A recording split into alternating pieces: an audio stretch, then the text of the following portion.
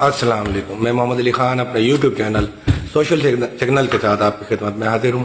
آج ہم بات کریں گے وزیر اعظم پاکستان جناب شہباز شریف کے اس سلوٹ کے بارے میں جس نے انٹرنیشنل سطح پر، عالمی سطح پر ایک نیا ریکارڈ قائم کیا ہے۔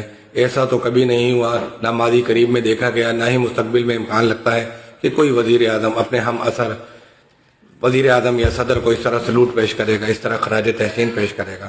یقیناً ڈونلڈ ٹرمپ کی کوششیں رہی ہوں گی پاک بھارت جنگ کے حوالے سے بھی اور دیگر معاملات کے حوالے سے بھی، مگر ایسی کیا نوبت آ گئی ہے کہ خوش آمد میں پاکستان کا وزیر اعظم اس درجہ پر چلا جائے کہ سر عام پریس کانفرنس کے دوران سلوٹ پیش کر رہا ہے، مبارکبادیں دے رہا ہے اور نوبل انعام کے لیے دوبارہ نامزد کر رہا ہے۔ حالانکہ نوبل انعام کا اعلان تو ہو چکا ہے اور وہ وینزویلا کی ایک خاتون سیاستدان کو مل چکا ہے۔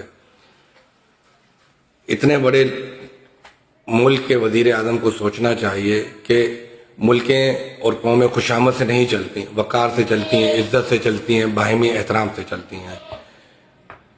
امید ہے کہ آئندہ کسی موقع پر وزیر اعظم شہباز شریف ایسی حرکت کرنے سے گریز کریں گے، جبکہ دوسری جانب ڈونلڈ ٹرمپ کا تو ایک ہی وظیفہ ہے کہ 7 طیارے گرا دیے گئے، 7 جہاز گرا دیے گئے۔